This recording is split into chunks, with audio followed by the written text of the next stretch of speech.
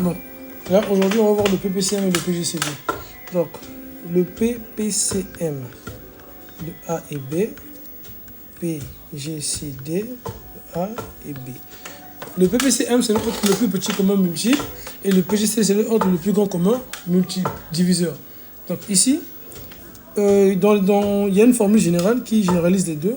On dit que le PPCM de A et B c'est ne autre que A fois B sur le PGCD de A fois B.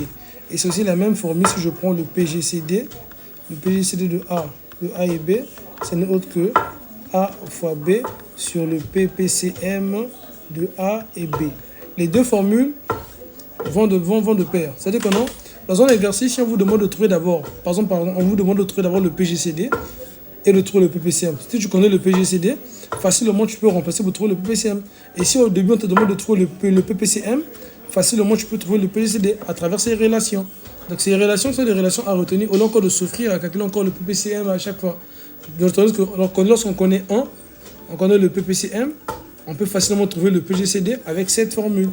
Et si on connaît le PGCD, on peut trouver le PPCM avec cette formule, cette relation. Donc à ne pas confondre. Le PPCM c'est le plus petit commun multiple, le PGCD c'est le plus grand commun diviseur.